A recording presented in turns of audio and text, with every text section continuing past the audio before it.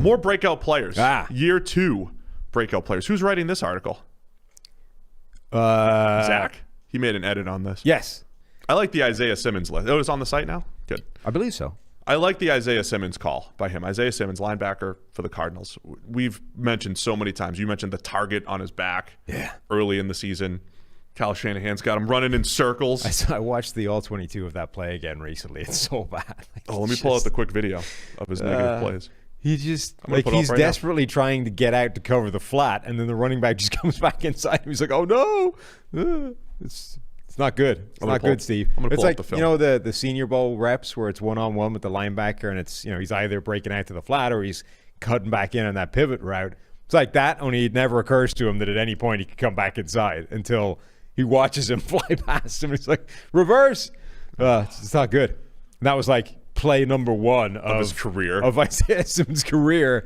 And it's like, that plan we had to get the star super athlete first-round pick, be the new linchpin of this defense. Well, toss that in the trash because he's going to the bench and he's not coming back for the next 8 weeks.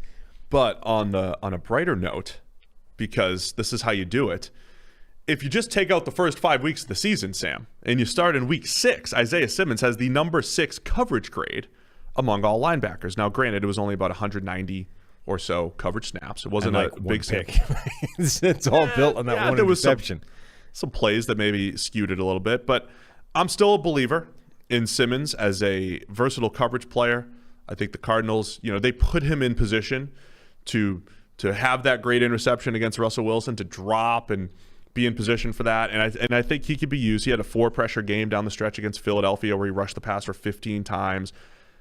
I think he could be used in that role too, where it's, spy and blitz and uses athleticism. I think as he's more comfortable, I think we'll see better play from Isaiah Simmons across the board in 2021. Only 376 total snaps last year. Yeah, because of that play, largely.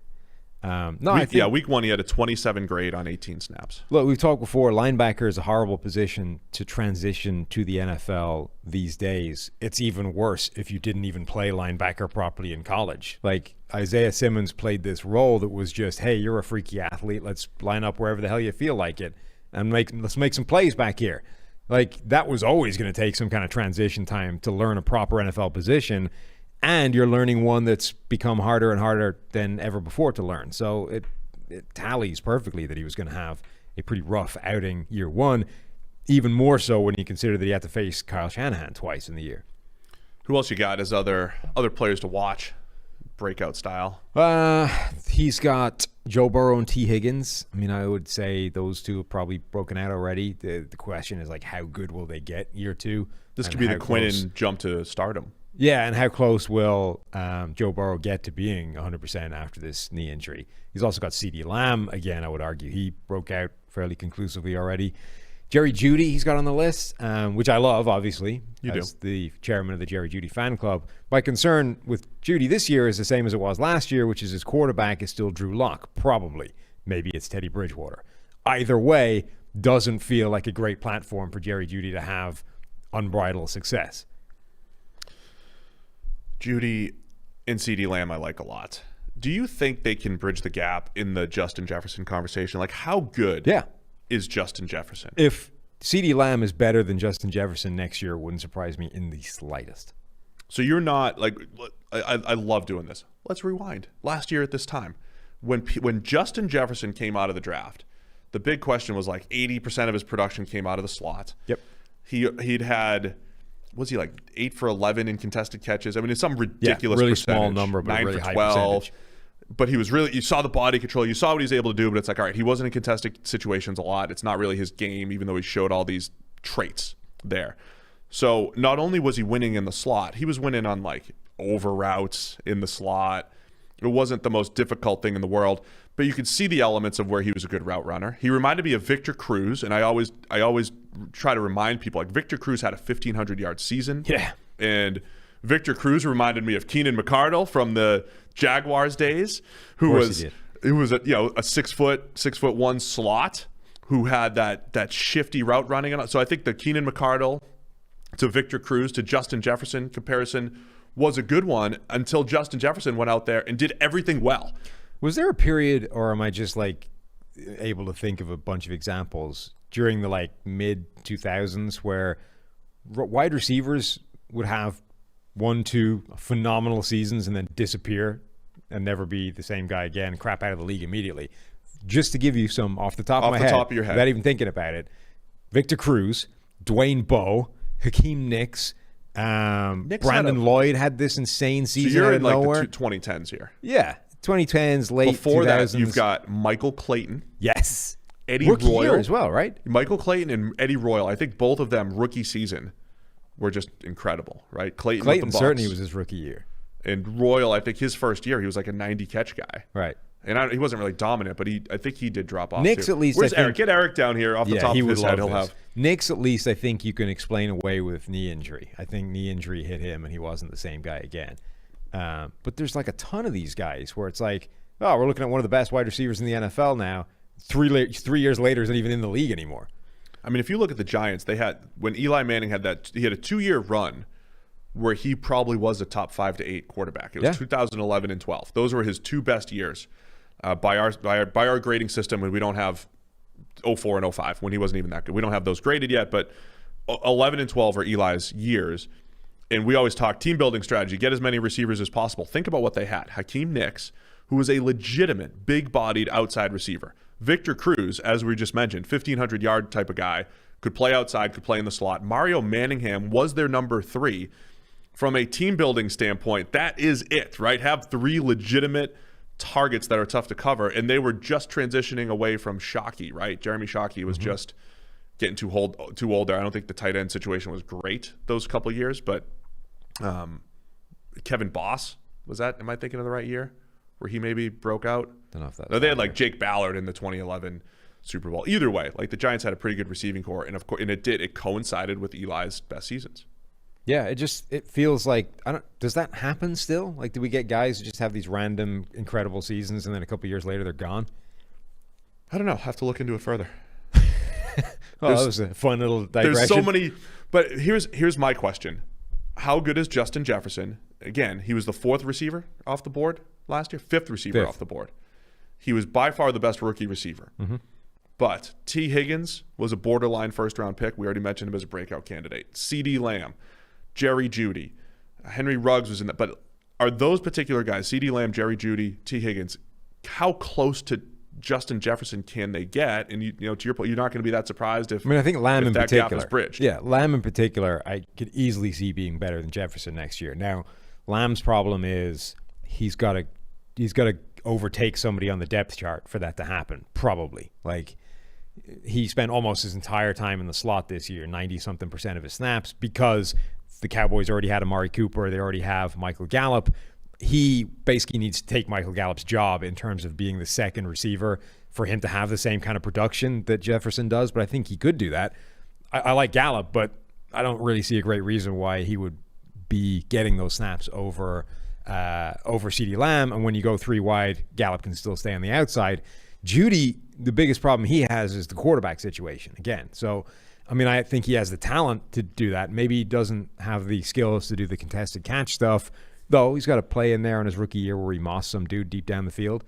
But his route running will make up for it. The problem is he's either got Drew Lock or Teddy Bridgewater throwing in the ball, so that's probably not happening. Did Alyssa just drop a model Honda Odyssey link in here? Yeah. So we're looking for decorations for the studio, and they found Odyssey in the. Well, they found the Hot Wheels, the actual Hot Wheels of my car, and I was saying I actually have that in the glove box. Like literally, I bought the die-cast, the little metal thing. So we can have Western and Southern helmet, your car on your side. Yeah, we could my minivan on my side. We get the Hot Wheels Camaro, the actual version of my car sitting here, and then apparently, for God knows what reason, they make a die-cast metal model of a Honda Odyssey that you could put over there, the little minivan. Can we get 4 kids in there in the car seats too? Little Lego things maybe. Yeah, we'll put all the kids in mine as well. Yeah, I like it. That's good decoration. That's not now we're starting to come. It's starting to come together. It's all coming up. And if you want to contribute to our decorations, you can email us for an address and send some stuff. Because that's what's it. You're always begging for people to send some stuff our way. I haven't been begging anything. Just like 2 for 1. Yeah, we want to decorate. We want to decorate our table here with more than just coffee emporium. Unless they're paying us. And I want to put a nice little arm under. I would take my face down for a big Under Armour Just deal. a giant Under Armour logo and then Steve Palazzolo under it. Look, you guys, this is like sell your ad here. Like you can replace our face, sell ad here. You should write that in there in like the face hole that is currently just a blank space. I will sell my face space. Right. Think of it as like a facial tattoo. Yeah. Let's see, you could bring in more revenue here. Instead of a real facial tattoo, just where the blank space is in our it would have silhouettes. It's got to go around my face, right? We don't keep the face up. Right. Yeah. No, like in the gap, right? Where your eyes should be. So just an Under Armour logo where my eyes would be? That's exactly it. So you can have an Under Armour logo. I'll have something else. Whoever wants to throw local. money at me. Well, local, yeah. I could get the Emporium in there. Whoever wants to throw the money at us, I will put that inside my face behind us. It's perfect. Complete sellouts here. Yeah. Doing whatever for the money. Just trying to do what's best for PFF, you know what I mean? Trying to make the company some money here. Who else is going to break out this year, Sam? Cam Akers is on Zach's list. There's a lot of year 2 running backs, I think, have a shot at it. Cam Akers, one. J.K. Dobbins, I think, is obviously in a phenomenal situation in terms of Baltimore. That offense is like a running back's dream. They average the highest amount of yardage before contact in the NFL. Huge. As long as Lamar Jackson remains, the single most difficult offensive weapon to have to think about every pre-snap, the running back who's getting the touches is going to be reaping the rewards of that hesitation and the space that it creates. Right now, that's J.K. Dobbins. The Derrick Brown's on the list too, interior defensive lineman for the Carolina Panthers, and this is where I do think context is crucial, right? Overall, he came out as a good run defender from Auburn, power player, would impose his will on SEC defensive linemen, and wasn't a great pass rusher. But if you look at his run defense grade as a rookie, 51 overall for Derrick Brown, 54 overall. But if you go through the actual plays, there's a lot of plays where Derrick Brown it's more of a gap discipline issue than a block deconstruction issue. And I think those are the types of things that get better. I've never heard that before. Block deconstruction? Yeah. Yeah, you new phrase you just created. You deconstruct blocks. I mean, I get it. It makes sense. Or block destruction, I should say more. It tallies. It block functionally makes sense. I've just never heard it described that way. I think I used the wrong word. It should be block destruction issue. You want to destruct. You want to be destructive. So in other words, Derrick Brown can shed blocks. Yes. He's good at not getting blocked. What he wasn't good at was being in the right place after he wasn't blocked and losing. So gap discipline is something I think should get better over time. So I think the run defense grade will get better for Derrick Brown, but he was surprisingly effective as a pass rusher. 72.5 pass rush grade. Pressure totals weren't incredible, but it was solid. So I think Derrick Brown does have a chance to get better. And again, I think that also there's a lot of guys that just match the way they progressed in college. He wasn't a dominant player early in college. He always had the tools, the physicality, but he didn't really come into his own until his last couple seasons at Auburn. Yeah, I was kind of impressed by him year 1 in terms of like how good of a pass rusher he is. I think ultimately when you're looking at these guys that are physical monsters in college, you're still going to be a physical monster in the NFL, particularly when you're doing it like against elite competition in college.